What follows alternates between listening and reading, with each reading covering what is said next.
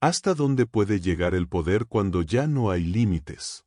Imagina a una reina, poderosa, venerada, temida, que un día decide casarse con su propio hijo. No es mito, no es ficción. Es historia documentada. Y lo más aterrador es que lo hizo públicamente. Hoy vas a descubrir la historia más enferma de la realeza, donde la sangre y la lujuria se mezclaron en el trono. Prepárate para ver algo que no se enseña en los libros, porque aún hoy muchos intentan ocultarlo. La historia tiene muchas máscaras, pero pocas tan perturbadoras como las de la realeza egipcia. Allí, el incesto no solo era tolerado, era tradición. Porque en el antiguo Egipto se creía que los faraones descendían directamente de los dioses. ¿Y qué pasa si mezclas sangre divina con sangre imperfecta? Se pierde el linaje. Se rompe el equilibrio. Por eso, los hermanos se casaban entre sí, y a veces, hasta con sus hijos. Cleopatra II, madre, esposa y reina.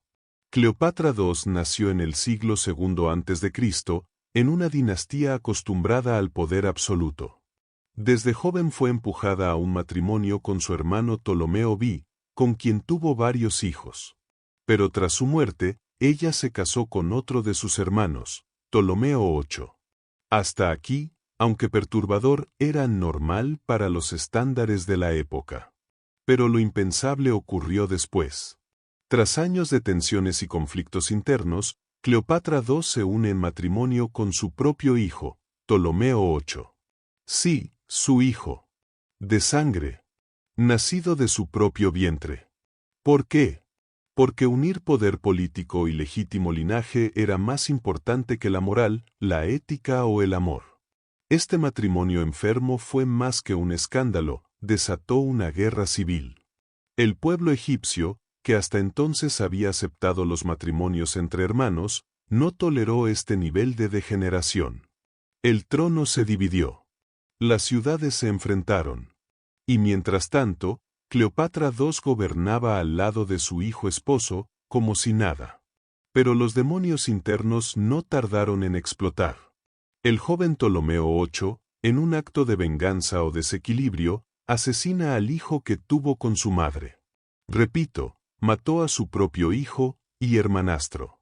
Cleopatra II, devastada, lo expulsa del reino. Egipto entra en uno de los periodos más oscuros de su historia. Pero aquí no termina. Años después, y como si el horror no fuera suficiente, Cleopatra II perdona a Ptolomeo VIII. Él regresa, se reconcilian y vuelven a gobernar juntos. Madre, esposa, viuda, reina, todo a la vez. Y Egipto simplemente obedecía. Este no fue un caso aislado. No fue un error. Fue una práctica oculta que muchas casas reales replicaron, disfrazada de preservar el linaje. Otros casos reales documentados.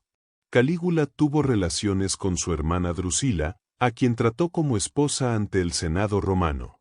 Los Habsburgo en Europa practicaron incesto sistemático durante más de 200 años, provocando deformidades, enfermedades mentales y hasta la desaparición de su linaje. Carlos II de España, descendiente de generaciones de matrimonios entre tíos y sobrinas, nació con múltiples deformaciones físicas y mentales.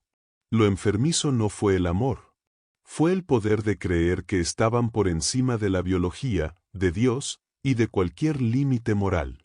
La historia que se enseña en los colegios está maquillada.